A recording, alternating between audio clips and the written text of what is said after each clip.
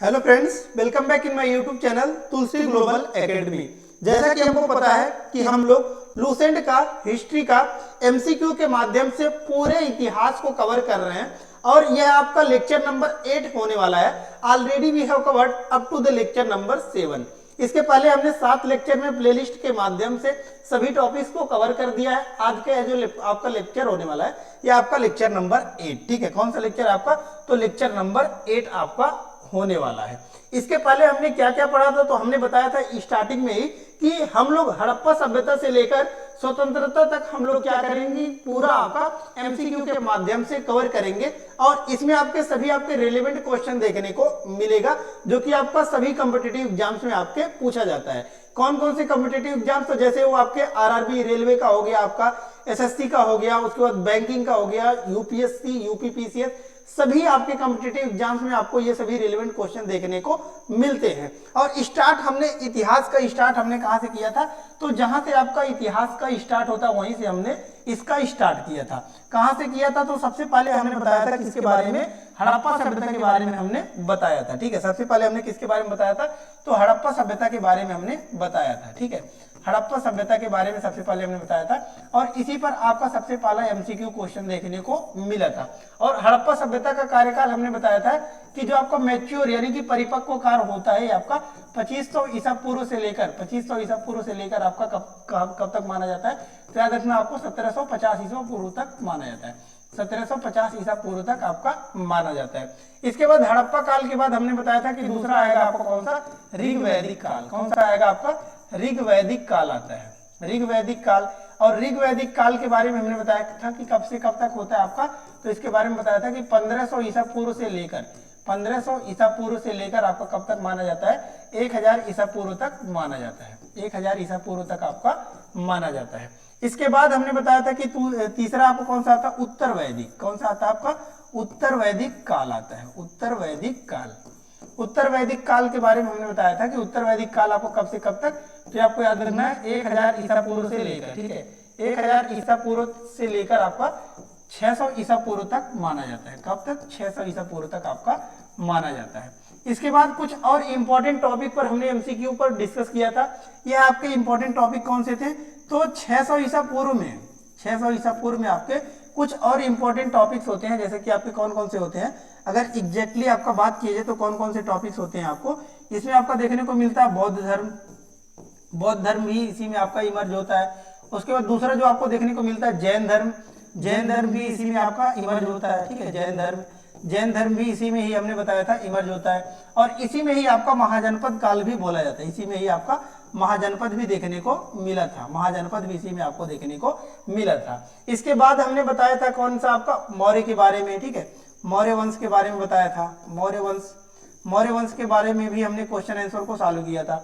इसके बाद संगम वंश, संगम काल के भी बारे में हमने जो है क्वेश्चन आंसर को सॉल्व किया था, संगम काल। उसके बाद हमने अब जो आपका टॉपिक होने वाला है, ये कौन सा टॉपिक होने वाला है आपका? तो ये आपको याद रखना कौन सा टॉपिक है आपका? तो ये टॉपिक है आपका गुप्त काल। कौन सा आएगा अब आपका? गुप्त काल। गुप्त काल के बारे में अब हम लोग पढ़ने जा रहे हैं, ठीक है। किसके बारे में? तो गुप्त काल के बारे में हम लोग पढ़ने जा रहे हैं। तो सबसे पहला क्वेश्चन आपका यही होगा कि मींस टाइम पीरियड कब से कब तक आपका माना जाता है? गुप्त काल का टाइम पीरियड, ठीक है। गुप्त काल का आपका टाइम पीरियड कब से कब तक माना जाता है? सबसे पहले हम लोग इसी के बारे में समझना है कि टाइम पीरियड आपका गुप्त काल का कब से कब तक आपका माना जाता है, ठीक है। तो टाइम पीरियड सबसे पहले हम लोग समझेंगे। तो यहाँ पर आपको दिख रहा होगा टाइम पीरियड आपका मेंशन है, लेकिन फिर भी एक बार हम लोग डिस्कस करते हैं। देखिए क्या कह रहा है आपका कि गुप्त काल कह रहा है कि 319 ईस्वी से लेकर 540 ईस्वी तक, यानी कि 319 ईस्वी से लेकर आपका 540 ईस्वी तक आपको क्या माना जाता है? गुप्त काल आपका जाना जाता है, ठीक है। इसके बाद अब आपको क्वेश्चन देखने को मिलेगा। जैसे कि पहला क्वेश्चन यहाँ पर आप देखेंगे तो पहला क्वेश्चन आपको दिख रहा होगा, कह रहा है कि गुप्त वंश का संस्थापक कौन था? गुप्त वंश का संस्थापक कौन था? ये आपको पता होगा, श्रीगुप्त। गुप्त वंश के संस्थापक कौन थे? तो श्रीगुप्त संस्थापक थे गुप्त वंश के। उसके बाद गुप्त वंश के बारे में आपको क्या क्या चीजें याद कर लेना है? तो देखिए इसी को स्वर्ण काल के नाम से भी जाना जाता था, स्वर्ण काल के नाम से भी जाना जाता था। क्यों जाना जाता था? क्योंकि सोना यहाँ पर बहुत ज्यादा सोने के सिक्के आपके लाए गए थे। और यहाँ पर चांदी के सिक्के भी लाए गए थे, और चांदी के सिक्कों को क्या बोला जाता था, रुपयक बोला जाता था। ठीक है, चांदी के सिक्के को क्या बोला जाता था, रूपक बोला जाता था या फिर रुपयक बोला जाता था। ये भी आपको याद रखना है। ठीक है, उसके बाद नेक्स्ट आपका पूछ रहा है कि गुप्त किसके सामंत थे। गुप्त किसके सामंत हुआ करते थे, तो याद रखना है कुषाणों के, कुषाणों के सामंत थे गुप्त। क्वेश्चन नंबर 3, गुप्त वंश के किस शासक ने सर्वप्रथम महाधिराज की उपाधि धारण की थी।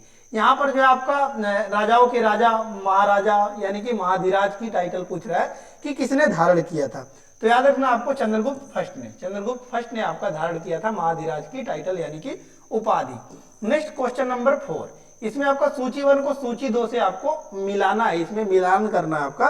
पूछ रहा है कि कौन सा स्टेटमेंट आपका करेक्ट है, कौन किससे रिलेटेड है। प्रयाग इलाहाबाद प्रशस्ति अभिलेख ये किससे रिलेटेड है, समुद्रगुप्त से, सही है। दूसरा बिलसर स्तंभ लेख ये आपका कुमारगुप्त से ही रिलेटेड है, तो दूसरा भी आपका सही है। तीसरा भीतरी स्तंभ लेख ये आपका स्कंदगुप्त से ही रिलेटेड है, तीसरा भी आपका सही है। चौथा मंदसौर लेख तो ये आपका बंधुवर्मन से ही रिलेटेड है, तो आपका चौथा भी सही है।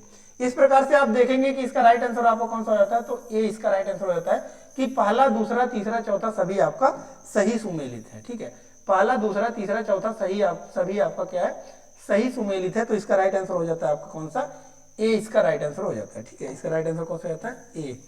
नेक्स्ट आता है आपको क्वेश्चन नंबर 5। क्वेश्चन नंबर 5 पूछ रहा है गुप्त शासन के दौरान निम्नलिखित में ऐसा व्यक्ति कौन था जो एक महान खगोल विज्ञानी और गणितज्ञ था। ठीक है, तो पूछ रहा है कि ऐसा व्यक्ति कौन था जो खगोल विज्ञानी भी थे और गणितज्ञ भी थे, तो ये आपको याद रखना कौन थे, आपके आर्यभट्ट। आर्यभट्ट आपके एसएससी में आपका डायरेक्ट क्वेश्चन पूछा गया है कि कौन ऐसे व्यक्ति हैं जो कि आपके खगोल विज्ञानी और गणितज्ञ दोनों थे, तो याद रखना है आर्यभट्ट। नेक्स्ट आता है क्वेश्चन नंबर 6। क्वेश्चन नंबर 6 पूछ रहा है गुप्त शासकों की सरकारी दरबारी भाषा थी। जो गुप्त शासक हुआ करते थे उनकी सरकारी या फिर दरबारी भाषा क्या हुआ करता था, तो याद रखना आपका संस्कृत। क्या था, संस्कृत। एसएससी में डायरेक्ट क्वेश्चन आपका देखने को मिला है। नेक्स्ट आता है क्वेश्चन नंबर 7। इतिहासकार बीए स्मिथ ने किसकी विजयों से प्रभावित होकर उसे भारत का नेपोलियन कहकर पुकारा है। ठीक है, तो बीए स्मिथ ने जो है भारत के किसको जो है भारत का नेपोलियन कहकर पुकारा है, इसके बारे में आपको पूछ रहा है, तो राइट आंसर हो जाता है समुद्रगुप्त को। समुद्रगुप्त को ही आपका बीए स्मिथ ने क्या किया है कि भारत का नेपोलियन कहकर पुकारा है। यह क्वेश्चन देखेंगे तो SSC, RRB, GD, UP PCS, PSC, BPSC सभी में आपको क्वेश्चन देखने को मिला है। तो आपको याद रखना है भारत का नेपोलियन किसको कहकर पुकारा गया है, तो समुद्रगुप्त को। याद रखना है समुद्रगुप्त को, किसको, समुद्रगुप्त को। नेक्स्ट आता है आपका क्वेश्चन नंबर 8। क्वेश्चन नंबर 8 यहाँ पर आपको दिख रहा होगा। क्वेश्चन नंबर 8 आपका पूछ रहा है कि गुप्त वंश का वह राजा कौन था जिसने हुड़ों को भारत पर आक्रमण करने से रोका। ठीक है, तो गुप्त वंश का ऐसा कौन सा राजा था जिसने हुड़ों को भारत पर आक्रमण करने से रोका था, इसके बारे में पूछ रहा है। तो ये आपका राइट आंसर होता है स्कंदगुप्त। ये भी आपका एसएससी में डायरेक्ट क्वेश्चन है, छत्तीसगढ़ पीसीएस में भी पूछा गया, बीपीएससी में भी डायरेक्ट क्वेश्चन पूछा गया कि किसने भारत पर हुड़ों के आक्रमण से रोका है, तो याद रखना है स्कंदगुप्त। नेक्स्ट आता है आपको क्वेश्चन नंबर 9। ठीक है, क्वेश्चन नंबर 9 यहाँ पर आप थोड़ा सा ध्यान देंगे तो दिख रहा होगा आपको कि गुप्त राजवंश किस लिए प्रसिद्ध था। ठीक है, गुप्त राजवंश जो हुआ करता था यह किस लिए प्रसिद्ध था, इसके बारे में आपको पूछ रहा है। ठीक है, तो यहाँ पर आप देख सकते हैं कि ये किस लिए प्रसिद्ध हुआ करता, तो याद रखना है आपका कला एवं स्थापत्य। किस लिए प्रसिद्ध था, तो कला एवं स्थापत्य। नेक्स्ट आता है क्वेश्चन नंबर 10। क्वेश्चन नंबर 10 पूछ रहा है कि अजंता कलाकृतियों का किससे संबंधित है। अजंता कलाकृतियां किससे संबंधित है, तो इसका राइट आंसर होता है आपका गुप्त काल से। किससे संबंधित है, गुप्त काल से। एसएससी में भी डायरेक्ट क्वेश्चन है आपका, एनडीए में भी डायरेक्ट क्वेश्चन देखने को मिला है। Question number 11। कुछ विद्वानों के अनुसार कवि कालिदास किसके राजकवि थे। कवि कालिदास किसके राजकवि थे, तो ये आपको राइट आंसर हो जाएगा कौन सा, चंद्रगुप्त सेकंड विक्रमादित्य के। ठीक है, चंद्रगुप्त सेकंड विक्रमादित्य के राजकवि थे कालिदास, तो याद रखना है। Question number 12। अजंता चित्रकारी का विषय वस्तु निम्नलिखित में से किससे संबंधित है। अजंता चित्रकारी का विषय वस्तु पूछ रहा है कि किससे संबंधित है, तो इसका राइट आंसर होता है बी यानी कि बौद्ध धर्म से। अजंता चित्रकारी आपका बौद्ध धर्म से रिलेटेड है। ठीक है, अजंता की गुफाएं आपने पढ़ा होगा, एलोरा की गुफाएं, अजंता की गुफाएं, तो अजंता की गुफाएं जो है आपका अजंता चित्रकारी बौद्ध धर्म से आपका रिलेटेड है। Question number 13। क्वेश्चन नंबर 13 पूछ रहा है कि उत्तर गुप्त युग में जो विश्वविद्यालय प्रसिद्ध हुआ वह था। उत्तर गुप्त युग में कौन सा विश्वविद्यालय आपका प्रसिद्ध हुआ था, तो याद रखना है नालंदा। कौन सा प्रसिद्ध हुआ था, नालंदा आपका प्रसिद्ध हुआ था। नेक्स्ट आता है आपका क्वेश्चन नंबर 14। क्वेश्चन नंबर 14 यहाँ पर आप देख पाएंगे तो पूछ रहा है कि एरड़ अभिलेख के बारे में आपका पूछ रहा है। ठीक है, एरड़ अभिलेख का संबंध किस शासक से है? तो एरड़ अभिलेख का संबंध किस शासक से है, इसके बारे में आपका पूछ रहा है। ठीक है, तो इस पर अगर आप थोड़ा सा गौर करेंगे तो इसका राइट आंसर कौन सा रहता है आपका डी। राइट आंसर कौन सा रहता है डी, यानी कि भानुगुप्त। डायरेक्ट क्वेश्चन आपका आरआरबी रेलवे में देखने को मिला है। ठीक है, नेक्स्ट आपको क्वेश्चन पूछ रहा है कि क्वेश्चन नंबर 15 फाहियान के बारे में पूछ रहा है। फाहियान किसके शासन काल में भारत आया था?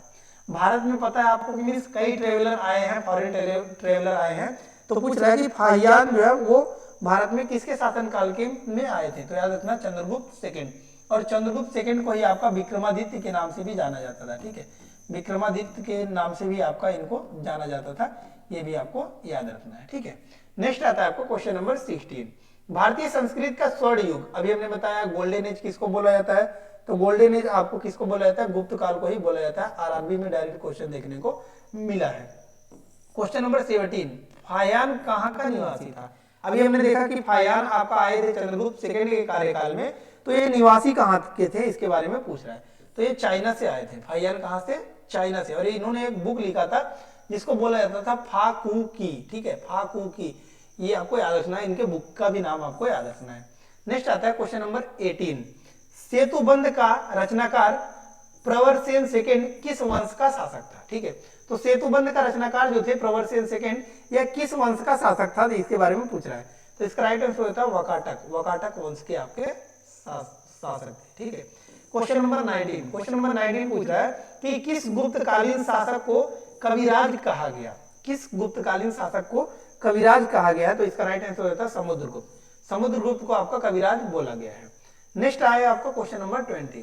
क्वेश्चन नंबर 20 पूछ रहा है स्कंदगुप्त को किस स्तंभ लेख में सक्रोपम कहा गया? ठीक है, स्कंदगुप्त को किस स्तंभ लेख में आपका पूछ रहा है कि सक्रोपम आपका कहा गया है? तो इसका राइट आंसर हो जाता है कि कहोम स्तंभ को। ठीक है, किसको बोला गया है? कहोम स्तंभ को याद रखना है। नेक्स्ट आता है आपको क्वेश्चन नंबर 21। क्वेश्चन नंबर 21 यहाँ पर आपको देख सकते हैं श्रीलंका के जो राजा हुआ करते थे, ठीक है, उनके बारे में आपको क्वेश्चन पूछ रहा है। श्रीलंका के राजा के बारे में आपको क्वेश्चन पूछ रहा है। ठीक है, यहाँ पर देख सकते हैं क्वेश्चन नंबर 21। क्वेश्चन नंबर 21 यहाँ पर आपको दिख रहा होगा, पूछ रहा है कि श्रीलंका के राजा मेघवर्मन में किस स्थान पर भगवान बुद्ध का मंदिर बनवाने के लिए समुद्रगुप्त से अनुमति मांगी थी? ठीक है, तो ये आपको पता होगा कि मीन्स मेघवर्मन जो कि आपका श्रीलंका के राजा हुआ करते थे, उन्होंने क्या किया था कि बोधगया के राजा जो हुआ थे, बोधगया पर ही हमको पता है कि बुद्ध भगवान को बोधगया पर ही बुद्ध भगवान को ज्ञान की प्राप्ति हुई थी। तो यहीं पर इन्होंने मंदिर बनवाने के लिए किससे अनुमति लिया था? समुद्रगुप्त से। तो कहां पर पूछा है? तो अभी हमने बताया कहां पर, जो है आपका बोधगया में, क्योंकि बोधगया में ही श्री आपके किनको बुद्ध को आपका गौतम बुद्ध को ज्ञान की प्राप्ति हुई थी। क्वेश्चन नंबर 22 मंदिर निर्माण कला का जन्म सर्वप्रथम कब हुआ? मंदिर निर्माण कला का जन्म सर्वप्रथम कब हुआ था? तो याद रखना आपका गुप्त काल में ही आपका मंदिर निर्माण कला देखने को मिलता है। Question number 23 next Chandragupta second ने विक्रमादित्य की उपाधि कब धारण की? हमने बताया चंद्रगुप्त सेकंड को ही आपका विक्रमादित्य के नाम से जाना जाता था। तो कब इन्होंने यह उपाधि धारण की थी? तो शकों का उन्मूलन करने के बाद इनको विक्रमादित्य के नाम से जाना जाता था। नेक्स्ट है आपका क्वेश्चन नंबर 24 गुप्त काल के सर्वाधिक लोकप्रिय देवता कौन थे? गुप्त काल के सर्वाधिक लोकप्रिय देवता कौन थे? तो याद रखना Vishnu. Question number 25 Chandragupta second ने अपनी किस विजय की खुशी में चांदी के विशेष सिक्के जारी किए थे? ठीक है, तो अभी हमने बताया था कि आपका गुप्त काल में सोने और चांदी दोनों के सिक्के देखने को मिलता है। तो कह रहा कि जो चांदी का सिक्का हुआ करता था वो कब आपका किस खुशी में आपका जारी किया गया था? तो याद रखना आपका सी, यानी कि शकों को पराजित करने के बाद इन्होंने चांदी के सिक्कों को जारी किया था, और इसको क्या बोला जाता था? रूपक बोला जाता था। याद रखना रूपक या फिर रुपया बोला जाता था, जैसे कि अभी हम लोग आज भी रुपया बोलते हैं। Question number 26 next Mehrauli Delhi स्थित लौह स्तंभ का निर्माण किस सदी में हुआ? मेहरौली में जो आपका लौह स्तंभ देखने को मिलता है, इसका निर्माण पूछ रहा है कि किस सदी में आपका हुआ था। ठीक है, तो ये आपको याद रखना है चतुर्थ सदी में। ठीक है, 4th सेंचुरी में आपका इसका निर्माण देखने को मिलता है। नेक्स्ट आता है आपका क्वेश्चन नंबर 27। क्वेश्चन नंबर 27 यहाँ पर आप देख पाएंगे, तो क्वेश्चन नंबर 27 आपका पूछ रहा है। ठीक है, इसको थोड़ा सा और नीचे स्क्रॉल करते हैं, अब आपको दिख रहा होगा। ठीक है, क्वेश्चन नंबर 27 यहाँ पर आपको दिख रहा होगा। तो क्वेश्चन नंबर 27 आपको पूछ रहा है कि फाहियान और ह्वेनसांग ने के राज्यों को देखा। ठीक है, किसके राज्यों को देखा था? फाहियान और ह्वेनसांग ने। यानी कि आपको पूछ रहा है कि किसके शासनकाल में इन्होंने आया था भारत पर, इन्होंने कब आया था। तो अभी इसके पहले भी हमने देखा कि सेम क्वेश्चन था आपका चंद्रगुप्त विक्रमादित्य एवं हर्षवर्धन के समय में। फाहियान आपके आए थे किसके समय में? तो चंद्रगुप्त विक्रमादित्य के समय में, यानी कि चंद्रगुप्त सेकंड के। और ह्वेनसांग आए थे किसके समय में? तो हर्षवर्धन के समय में, आपको याद रखना है। नेक्स्ट क्वेश्चन नंबर 28, धनवंतरी थे। धनवंतरी कौन थे? तो ये आपका राइट आंसर हो जाता है कौन? ठीक है, बी, कि चंद्रगुप्त विक्रमादित्य के राज दरबार के नवरत्न में से एक जो कि प्रसिद्ध चिकित्सक थे, वो ही आपके कौन थे? धनवंतरी थे। ठीक है, नेक्स्ट आता है आपको question number 30। Question number 29। Question number 29 पूछ रहा है गुप्तकालीन शासन प्रणाली किस प्रकार की थी? ठीक है, गुप्त आपका कह रहा है कि गुप्तकालीन जो शासन प्रणाली थी, जो आपका शासन चलता था, वह किस प्रकार की आपकी प्रणाली थी? तो इसका राइट आंसर होता है राजतंत्रात्मक। कैसी थी आपका? राजतंत्रात्मक, यानी कि राजा का शासन हुआ करता था। Question number 30।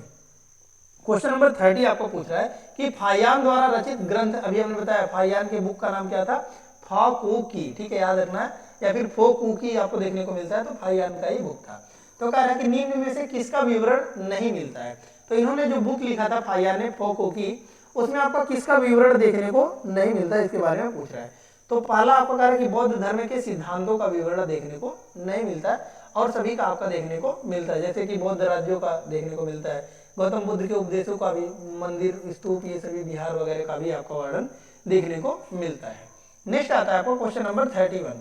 क्वेश्चन नंबर 31 आपको पूछ रहा है कि गुप्त स्थापत्य कला का सर्वोत्कृष्ट मंदिर निम्न में से कौन है? ठीक है, तो गुप्त स्थापत्य कला का सर्वोत्कृष्ट मंदिर आपका कौन सा है, इसके बारे में पूछ रहा है।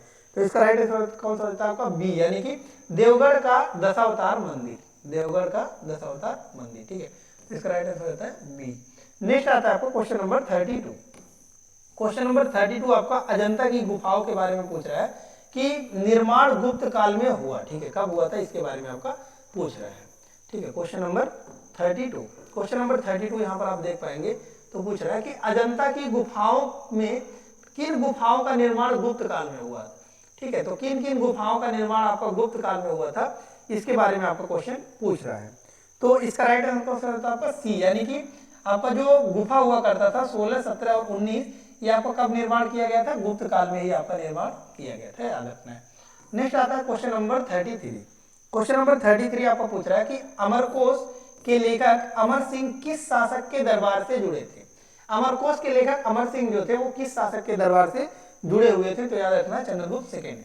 चंद्रगुप्त सेकंड यानी कि चंद्रगुप्त विक्रमादित्य। क्वेश्चन नंबर 34, गुप्त संवत 319 to 320 को प्रारंभ करने का श्रेय किसको दिया जाता है? गुप्त संवत, इसके पहले वाले चैप्टर में हमने देखा था कि विक्रम संवत वगैरह, शक संवत देखा था, तो इसमें पूछ रहा है कि गुप्त संवत को प्रारंभ करने का श्रेय किसको दिया जाता है? तो ये आपको याद रखना है चंद्रगुप्त फर्स्ट। चंद्रगुप्त फर्स्ट को आपका श्रेय दिया जाता है गुप्त संवत को प्रारंभ करने का श्रेय। क्वेश्चन नंबर 35, चंद्रगुप्त फर्स्ट ने गुप्त संवत का प्रारंभ किस उपलक्ष्य में किया? चंद्रगुप्त फर्स्ट ने गुप्त संवत का प्रारंभ किस उपलक्ष्य में आपका जारी किया था? तो याद रखना है ए, यानी कि अपने राज्यारोहण के स्मारक के रूप में, अपने राज्यारोहण के स्मारक के रूप में। नेक्स्ट आता है क्वेश्चन नंबर 36, प्रयाग प्रशस्ति अभिलेख का लेखक हरिसेन किस शासक का दरबारी कवि था? हरिसेन किस शासक का दरबारी कवि थे, इसके बारे में पूछ रहा है कि प्रयाग प्रशस्ति में जो आपका अभिलेख देखने को मिलता है हरिसेन, वो आपको पूछ रहा है कि किस शासक का दरबारी कवि थे। ठीक है, तो इसका राइट आंसर होता है ए, यानी कि समुद्रगुप्त के। किसके थे? समुद्रगुप्त के, याद रखना है। नेक्स्ट है आपका क्वेश्चन नंबर 37 पूछ रहा है कि गुप्त काल को प्राचीन भारत का क्लासिकल युग क्यों कहा जाता है? क्लासिकल युग क्यों कहा जाता है? गुप्त काल को प्राचीन भारत का क्लासिकल युग क्यों कहा जाता है? तो इसका राइट आंसर होता है बी, यानी कि कला व साहित्य के क्षेत्र में अपने चरमोत्कर्ष पर पहुंचने की वजह से इनको क्या बोला जाता है? क्लासिकल युग। क्लासिकल युग नाम से ही पता चल रहा है कि मींस जो आपका कला और साहित्य था वो अपने चरमोत्कर्ष यानी कि जेनिथ पर था। ठीक है, नेक्स्ट आता है आपका क्वेश्चन नंबर 38। क्वेश्चन नंबर 38 आपको पूछ रहा है कि सारनाथ के धमेक स्तूप का निर्माण किस काल में हुआ? ठीक है, धमेक स्तूप का निर्माण आपका किस काल में हुआ था, इसके बारे में आपका पूछ रहा है। ठीक है, यहाँ पर आपको दिख रहा होगा, अब आपको दिख रहा होगा, देखिए क्या कह रहा है कि सारनाथ के धमेक स्तूप का निर्माण किस काल में हुआ था, इसके बारे में आपका पूछ रहा है। तो इसका राइट आंसर होता है कौन सा? डी, यानी कि गुप्त काल में ही आपका धमेक के जो है आपका धन्य स्तूप का निर्माण किया गया था। नेक्स्ट क्वेश्चन नंबर 39, गुप्त काल की सोने की मुद्रा को कहा जाता था। सोने की मुद्रा को क्या कहा जाता था गुप्त काल में? तो ये आपको याद रखना है, दिनार बोला जाता था। क्या बोला जाता था? दिनार बोला जाता था। नेक्स्ट क्वेश्चन नंबर 40, कुमार संभव महाकाव्य किस कवि ने लिखा? ठीक है, कुमार संभव महाकाव्य किस कवि ने लिखा था? तो इसका राइट आंसर आपको याद रखना कि किसने, किस कवि ने लिखा था? तो राइट आंसर होता है डी, यानी कि कालिदास ने लिखा था। कौन लिखा था? कालिदास ने लिखा था। ये आप देख सकते हैं बीपीएससी में डायरेक्ट क्वेश्चन देखने को मिला है। नेक्स्ट आपका क्वेश्चन नंबर 41, नालंदा विश्वविद्यालय की स्थापना का युग है। नालंदा विश्वविद्यालय की स्थापना का युग कौन सा है? तो याद रखना है गुप्त युग। गुप्त वंश में ही आपका लिखा गया था, गुप्त युग में ही लिखा गया था। नेक्स्ट क्वेश्चन नंबर 42, गुप्त युग में भू राजस्व की दर थी। गुप्त युग में आपका भू राजस्व की दर क्या थी, इसके बारे में पूछ रहा है। तो ये आपका उपज का छठा भाग यानी कि 1/6 आपका देखने को मिलता था गुप्त काल में। आपका उपज की दर यानी कि भू राजस्व देखने को मिलता था 1/6। नेक्स्ट है आपका क्वेश्चन नंबर 43। क्वेश्चन नंबर 43 यहाँ पर आपको दिख रहा होगा, पूछ रहा है कि नगरों का क्रमिक पतन किस काल की एक महत्वपूर्ण विशेषता थी। यानी कि आपका नगर जो थे वो क्रमिक रूप से आपका पतन हुआ था। इसके बारे में पूछा है कि किस काल में आपका देखने को मिला था क्रमिक पतन। तो ये आपको गुप्त काल में ही आपका क्रमिक पतन देखने को मिला था। नेक्स्ट आपका क्वेश्चन नंबर 44। क्वेश्चन नंबर 44 पूछ रहा है कि किस वंश के शासकों ने मंदिरों एवं ब्राह्मणों को सबसे अधिक ग्राम अनुदान में दिया था। ग्राम दान जिसको बोला जाता है, तो ग्राम दान पूछ रहा है कि किस वंश के शासकों ने मंदिरों एवं ब्राह्मणों को सबसे ज्यादा आपका ग्राम अनुदान दिया था। तो इसका राइट आंसर कौन सा था? आपका गुप्त वंश ने ही दिया था। नेक्स्ट क्वेश्चन नंबर 45, दिल्ली के मेहरौली के कुव्वत उल इस्लाम मस्जिद के प्रांगण में स्थित प्रसिद्ध लौह स्तंभ किसकी स्मृति में है? ठीक है, तो ये आपका जो कुव्वत उल इस्लाम में आपका मस्जिद में आपका लौह स्तंभ देखने को मिलता है, वो आपका पूछ रहा है। ठीक है, कि किसकी स्मृति में आपका देखने को मिलता है? तो याद रखना आपका चंद्र। ठीक है, चंद्र की आपका इस स्मृति में देखने को मिलता है। नेक्स्ट है आपका चंद्र यानी कि आपका चंद्रगुप्त। ठीक है, चंद्रगुप्त मौर्य। ठीक है, नेक्स्ट आता है आपका क्वेश्चन नंबर 46। क्वेश्चन नंबर 46 पूछ रहा है कालिदास द्वारा रचित मालविका अग्निमित्रम नाटक का नायक था। ठीक है, मालविका अग्निमित्र का नाटक का नायक कौन थे, इसके बारे में पूछ रहा है। तो इसका राइट आंसर होता है अग्निमित्र। याद रखना अग्निमित्र, नाम से ही पता चल रहा है मालविका अग्निमित्र, यानी कि अग्निमित्र इसके नायक थे। क्वेश्चन नंबर 47, समुद्रगुप्त की सैनिक उपलब्धियों का वर्णन उसके किस अभिलेख में उपलब्ध है? समुद्रगुप्त की जो सैनिक उपलब्धियां हैं उनका वर्णन किस अभिलेख में देखने को मिलता है? तो इसका राइट आंसर होता है डी, यानी कि प्रयाग के इंस्क्रिप्शन में आपका देखने को मिलता है। ये यूपी पीसीएस, एसएससी, बीपीएससी सभी में देखने को मिला है। नेक्स्ट है आपका क्वेश्चन नंबर 48, निम्न में से किस काल में स्त्रियों की पुरुषों की बराबरी थी? स्त्रियों और पुरुषों की बराबरी किस काल में देखने को मिलती थी? तो गुप्त काल में ही आपको देखने को मिलती थी। नेक्स्ट है आपका क्वेश्चन नंबर 49। क्वेश्चन नंबर 49, कौन सा राजवंश हुड़ों के आक्रमण से अत्यंत विचलित हुआ? हुड़ों के आक्रमण से अत्यंत विचलित हुआ, इसमें से कौन सा राजवंश आपका हुआ था? तो याद रखना आपका कौन सा? सी, यानी कि गुप्त वंश आपका सबसे ज्यादा आपका विचलित हुआ था। नेक्स्ट आता है क्वेश्चन नंबर 50। क्वेश्चन नंबर 50 यहाँ पर आप देख सकते हैं। क्वेश्चन नंबर 50 आपको पूछ रहा है कि निम्नलिखित में से कौन सा नाटक कालिदास ने नहीं लिखा था? कालिदास ने इसमें से कौन सा नाटक नहीं लिखा था, इसके बारे में आपका पूछ रहा है।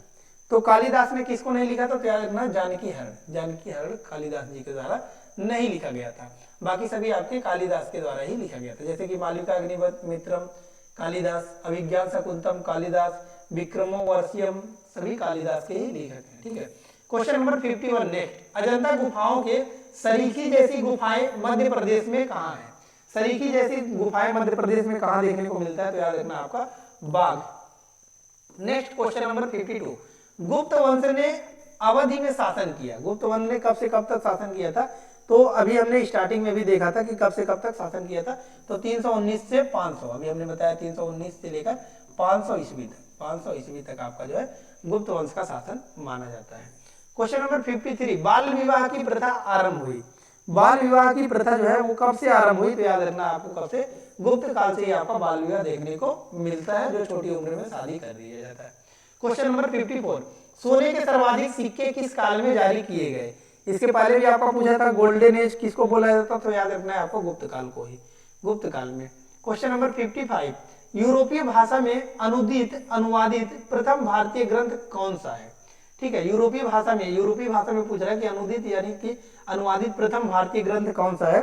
तो इसका राइट आंसर कौन सा होता है आपका? बी यानी कि अभिज्ञान शाकुंतलम। अभिज्ञान शाकुंतलम इसका राइट आंसर होता है। किसके द्वारा लिखा गया था? तो याद रखना आपका कालिदास। ठीक है, किसके द्वारा लिखा गया था? तो कालिदास, याद रखना है कालिदास। ठीक है, नेक्स्ट क्योंकि का आपका लेखक का नाम भी पूछ लेता है। क्वेश्चन नंबर 56, सती प्रथा का पहला उल्लेख कहां से मिलता है? सती प्रथा का पहला उल्लेख कहां से मिलता है? तो याद रखना एरड़ अभिलेख से। कहां से? आपका एरड़ अभिलेख से देखने को मिलता है। नेक्स्ट आता है आपका क्वेश्चन नंबर 57। क्वेश्चन नंबर 57 में आप ऑप्शन देखेंगे तो ई तक इसमें आपको ऑप्शन देखने को मिलेगा। कहां तक? तो आपका ई तक इसमें ऑप्शन देखने को मिलेगा। तो इसमें आपको क्वेश्चन पूछ रहा है कि गुप्त वंश के निम्नलिखित शासकों को क्रम से लगाइए। इसमें आपको क्या करना है कि शासकों को क्रम से लगाना है। तो इसका राइट आंसर ई है। सबसे पहले आपका चंद्रगुप्त, फिर आपका Samudragupta, then after Chandragupta second, then after Kumaragupta, then after Skandagupta. तो इसका राइट आंसर कौन सा रहता है? ई, यानी कि सभी आपका क्रोनोलॉजी में ही आपका दिया हुआ है। नेक्स्ट क्वेश्चन नंबर 58, गुप्तकालीन सिक्कों का सबसे बड़ा ढेर कहां से प्राप्त हुआ? गुप्तकालीन सिक्कों का सबसे बड़ा ढेर कहां पर मिला है? तो बयाना भरतपुर, याद रखना है। कहां पर? बयाना भरतपुर। नेक्स्ट आता है क्वेश्चन नंबर 59। क्वेश्चन नंबर 59 यहां पर आप देख सकते हैं। क्वेश्चन नंबर 59 आपको पूछ रहा है, ठीक है, नीचे स्क्रॉल करेंगे, यहां पर आपको दिख रहा होगा। अब आपका देख सकते हैं क्वेश्चन नंबर 59। क्वेश्चन नंबर 59 आपको पूछ रहा है कि किस गुप्त शासक को नालंदा विश्वविद्यालय का संस्थापक माना जाता है? ठीक है, किस गुप्त शासक को नालंदा विश्वविद्यालय का संस्थापक माना जाता है? तो इसका राइट आंसर कौन सा रहता है? ए, यानी कि कुमारगुप्त प्रथम को। कुमारगुप्त फर्स्ट को आपका नालंदा विश्वविद्यालय का संस्थापक माना जाता है। Next question number 60। Question number 60 आपको पूछ रहा है कि पहला कथन दिया गया है, कथन ए, कथन दो। ठीक है, प्राचीन भारत में सामंती व्यवस्था यानी कि फ्यूडल सिस्टम का अभ्युदय सैनिक अभियानों में देखा जा सकता है। पहला तो सही है। दूसरा कह रहा है गुप्त काल में सामंती व्यवस्था का पर्याप्त विस्तार हुआ। दोनों स्टेटमेंट आपको करेक्ट है, लेकिन कारण सही नहीं दिया है। तो राइट आंसर कौन सा है? बी, यानी कि ए और आर दोनों सही है, लेकिन आर जो है यानी कि कारण जो है वो आपका पहले का व्याख्या नहीं कर रहा है। नेक्स्ट आता है क्वेश्चन नंबर 61। गुप्त काल में उत्तर भारतीय व्यापार निम्नलिखित किस एक पतन से संचालित होता था? ठीक है, तो कह रहा है कि जो आपका उत्तर भारत का व्यापार हुआ करता था, उत्तर भारत का, यह किस एक पतन से आपका किया जाता था? पत्तन यानी कि पोर्ट से आपका किया जाता था। तो इसका राइट आंसर कौन सा रहता है? आपका ताम्रलिप्ति। ताम्रलिप्ति याद रखना है। Next question number 62। Question number 62 यहां पर आपको दिख रहा होगा, गुप्त शासकों द्वारा जारी किए गए चांदी के सिक्के कहलाते थे। चांदी के सिक्के अभी बताया, रूपक या फिर रुपया।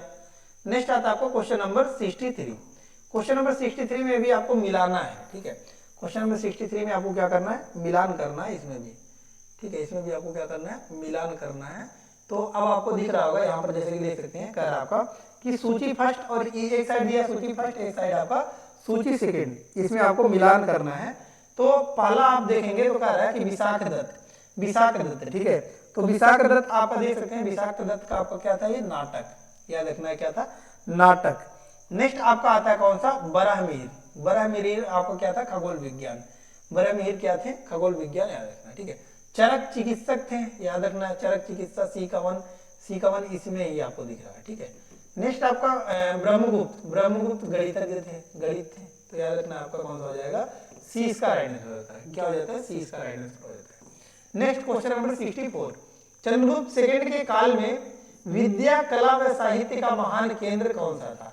चंद्रगुप्त सेकंड यानी कि विक्रमादित्य, विक्रमादित्य के काल में आपका कह रहा है, विक्रमादित्य के काल में। ठीक है, चंद्रगुप्त सेकंड यानी कि आपका विक्रमादित्य।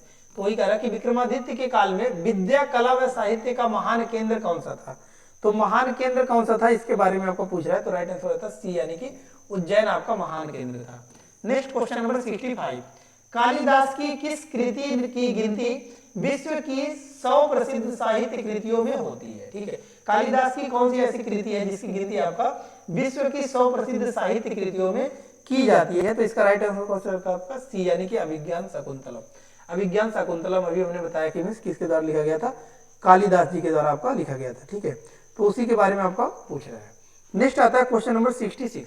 क्वेश्चन नंबर 66 आपको पूछ रहा है कि वर्तमान गणित में दशमलव प्रणाली आविष्कार का श्रेय निम्न में से किस युग को है? ठीक है, तो दशमलव प्रणाली आविष्कार के बारे में आपको पूछ रहा है कि इसका श्रेय जो है निम्न में से किसको दिया जाता है? तो इसका राइट आंसर होता है बी यानी कि गुप्त युग को। किसको दिया जाता है? गुप्त युग को दिया जाता है। नेक्स्ट आता है आपको question number 67। Question number 67 next आता है आपको क्वेश्चन नंबर 67। क्वेश्चन नंबर 67 आपको पूछ रहा है कि निम्न में से कौन सा गुप्त वंश के पतन का कारण नहीं था। ठीक है, तो इसमें से आपको पूछ रहा है कि कौन सा आपका गुप्त वंश के पतन का कारण नहीं था, इसके बारे में आपका पूछ रहा है। तो इसका राइट आंसर कौन सा होता है? डी यानी कि सत्ता के नियंत्रण के लिए आंतरिक कलह। सत्ता के नियंत्रण के लिए आंतरिक कलह आपका गुप्त वंश के पतन का कारण नहीं था, बाकी सभी आपका क्या था कि गुप्त वंश के पतन का कारण था।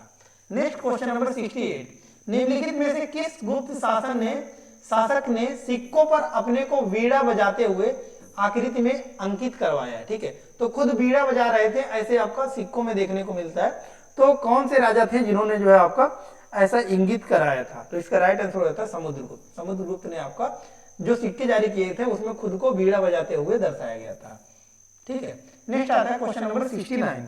क्वेश्चन नंबर 69 आपका पूछ रहा है कि वह प्रथम भारतीय विद्वान कौन था जिसने गणित को एक पृथक विषय के रूप में स्थापित किया? तो गणित को एक पृथक विषय के रूप में स्थापित करने वाला कौन था? तो इसका राइट आंसर होता है आपका ए यानी कि आर्यभट्ट। ठीक है, कौन थे? आर्यभट्ट, याद रखना है। नेक्स्ट क्वेश्चन नंबर 70, गुप्तकालीन पुस्तक नवनीतकम का संबंध है। ठीक है, नवनीतकम का संबंध किससे है इसके बारे में पूछ रहा है। तो ये आपका चिकित्सा से है। किससे है? चिकित्सा से।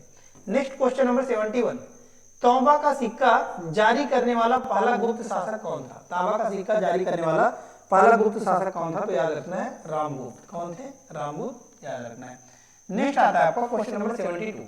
क्वेश्चन नंबर 72 यहाँ पर आपको दिख रहा होगा, इसमें भी आपको क्या करना है? मिलान ही करना है।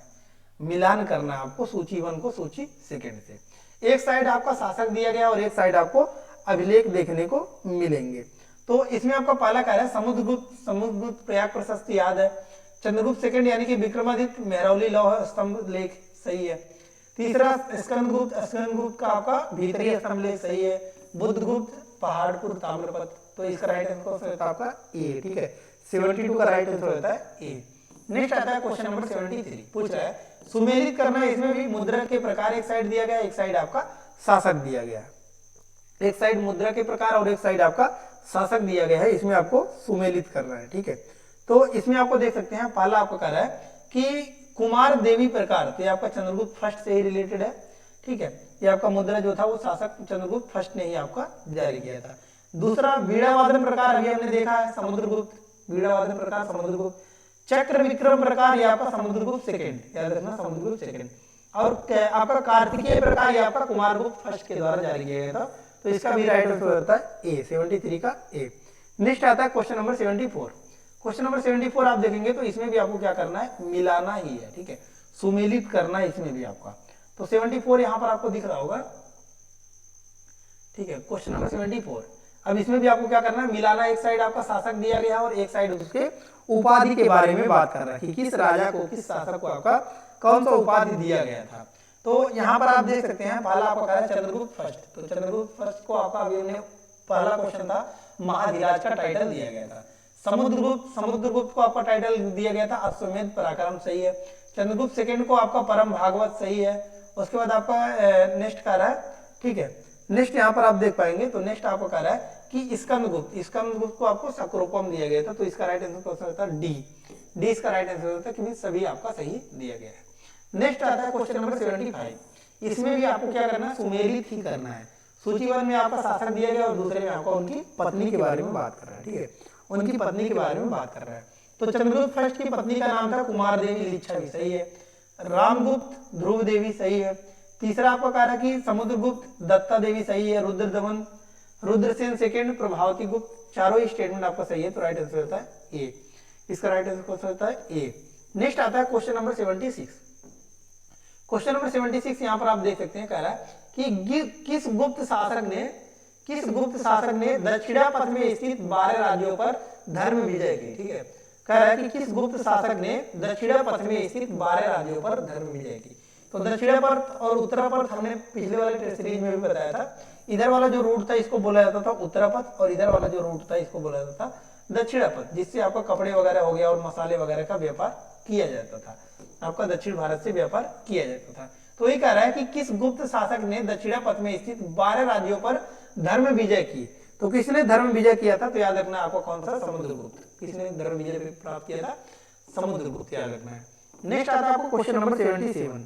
क्वेश्चन नंबर 77 पूछ रहा है कि सर्वराजो क्षेत्र यानी कि सभी राजाओं को उखाड़ फेंकने वाला की उपाधि किसने धारण की? ठीक है, तो इसकी उपाधि किसने धारण किया था? तो याद रखना समुद्रगुप्त, समुद्रगुप्त ने। नेक्स्ट आता है क्वेश्चन नंबर 78। किसने अंतिम शक शासक रुद्र सिंह थर्ड को पराजित कर उसकी हत्या कर शकों का अंतिम रूप से उन्मूलन किया? ठीक है, यानी कि कह रहा है कि किसने जो शक शासक का अंतिम शासक यानी कि कौन सा आपका? रुद्र सिंह थर्ड, उसको पराजित कर उनकी हत्या कर को अंतिम रूप से उनको समाप्त कर दिया था। तो इसका राइट आंसर कौन सा था आपका? चंद्रगुप्त सेकंड ने। चंद्रगुप्त सेकंड को ही आपका क्या बोला जाता था? विक्रमादित्य भी बोला जाता था। नेक्स्ट आता है आपको क्वेश्चन नंबर 79। ठीक है, क्वेश्चन नंबर 79 में आप देखेंगे तो इसमें भी आपको क्या करना है? मिलान करना है। ठीक है, इसमें भी आपको क्या करना है? मिलान करना है। जैसे कि आपको एक साइड आपका रचनाकार दिया है और एक साइड आपका उनकी रचना के बारे में बात कर रहा है। एक साइड रचनाकार और एक साइड उनकी रचना के बारे में बात कर रहा है। तो इसके ऑप्शन आपको यहाँ पर देखने को मिल रहा होगा। ठीक है, ऑप्शन आपको इसका यहाँ पर देखने को मिलेगा। ठीक है, तो यहाँ पर हम सबसे पहले मिलान करते हैं, उसके बाद हम लोग ऑप्शन को देखते हैं। ठीक है, तो क्वेश्चन आपको यहाँ पर दिख रहा होगा। ठीक है, क्वेश्चन आपको यहाँ पर दिख रहा होगा। ठीक है, तो देखिए क्वेश्चन नंबर 79 ये आपको कहा है कि एक साइड रचनाकार एक साइड उनकी रचना के बारे में बात कर रहा है। आर्यभट्ट का आर्यभट्टी सही है, धन्वंतरी नवनीतकम सही है, ब्रह्मगुप्त ब्रह्म सिद्धांत, वराहमिहिर पंच सिद्धांत तक। तो नाम से इसमें क्लियर है, तो चारों स्टेटमेंट आपको करेक्ट दिया गया है। तो इसका राइट आंसर कौन सा रहता है आपका?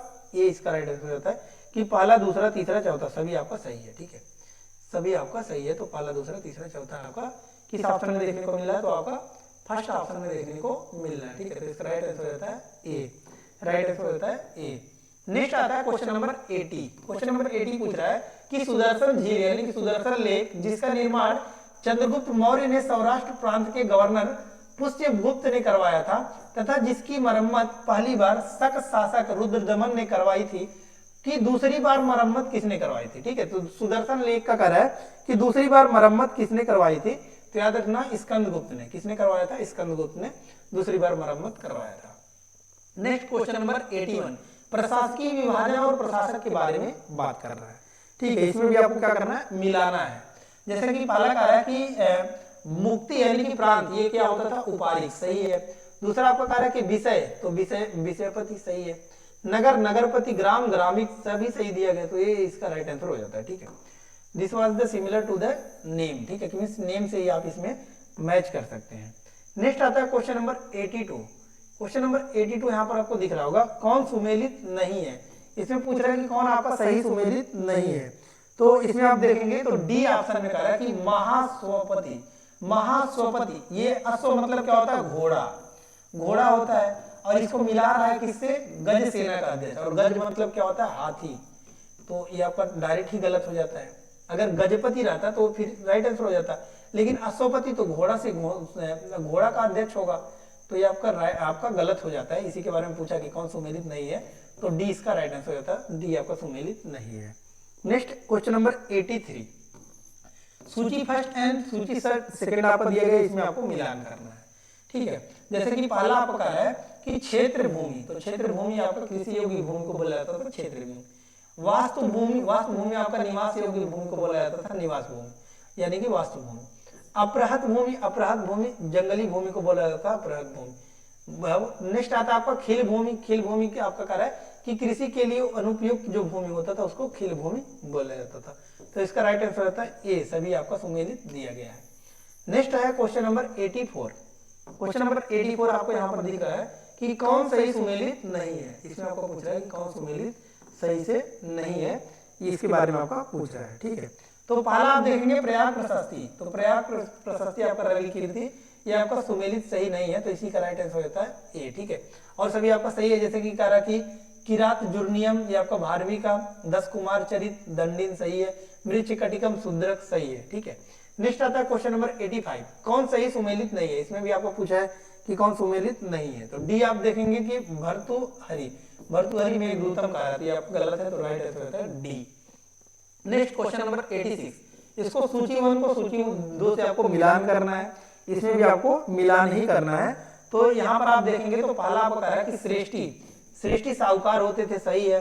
दूसरा आपका सार्थवा व्यापारी, कुलिक शिल्पी या फिर कारीगर सही या कायस्थ लेखक होते थे, तो राइट आंसर होता है ए इसका राइट आंसर हो जाता है। ठीक है, नेक्स्ट आता है आपका क्वेश्चन नंबर 87। क्वेश्चन नंबर 87 आपको यहाँ पर दिख रहा होगा, मिहिर कुल का संबंध था। ठीक है, तो इसमें आपको पूछ रहा है कि जो आपका मिहिर कुल था, मिहिर कुल का संबंध किससे था। तो इसमें आप देखेंगे तो मिहिर कुल के संबंध के बारे में आपका पूछ रहा है, तो पूछ रहा है कि किससे ये आपका संबंध था, तो याद रखना होड़ से संबंध था मिहिर कुल का। Next question number 88। Question number 88 आप देख सकते हैं, कह रहा है कि कन्नौज को सर्वप्रथम महत्ता प्रदान करने वाले थे। ठीक है, तो कन्नौज को सर्वप्रथम महत्ता प्रदान किसने किया था, तो याद रखना आपको सी यानी कि आप कौन थे, मौखरी। ठीक है, ये आपको याद रखना है। नेक्स्ट आता है क्वेश्चन नंबर 89, थोड़ा सा इसको जूम करते हैं ताकि आपको अच्छे से दिखे। ठीक है, क्वेश्चन नंबर 89। नेक्स्ट आता है क्वेश्चन नंबर 89।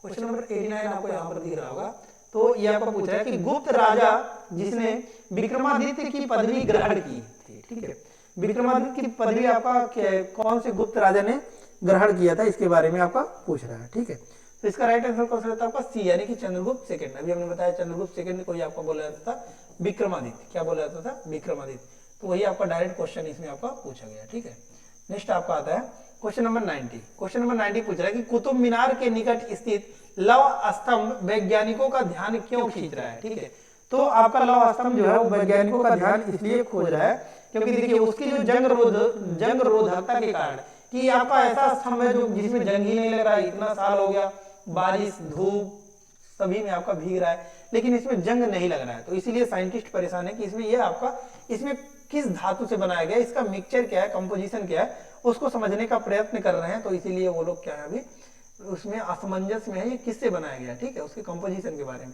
तो वही कारण इसीलिए वैज्ञानिकों का ध्यान आपका खींच रहा है। नेक्स्ट है क्वेश्चन नंबर 91। क्वेश्चन नंबर 91 आपको पूछ रहा है कि प्राचीन भारत में गुप्त काल से संबंधित गुफा चित्रांकन के केवल 2 उदाहरण उपलब्ध हैं। इनमें से एक अजंता की गुफाओं में किया गया चित्रांकन है।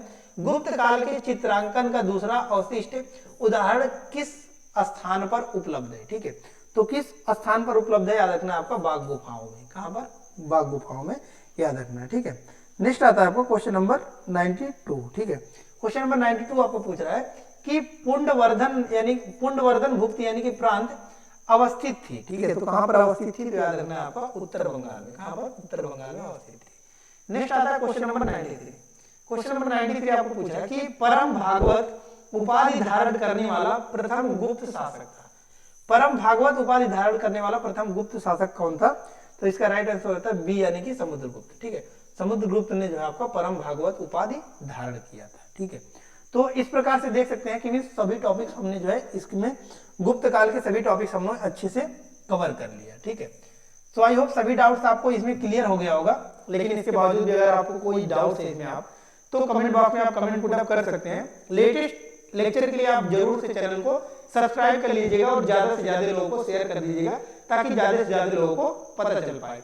कोई पीडीएफ वगैरह चाहिए तो टेलीग्राम चैनल से भी जाकर जुड़ जाइएगा, जिसका लिंक हमने डिस्क्रिप्शन बॉक्स में दे दिया है। सो धन्यवाद, मिलते हैं नेक्स्ट वीडियो में नेक्स्ट लेक्चर के साथ, तब तक के लिए धन्यवाद, जय हिंद।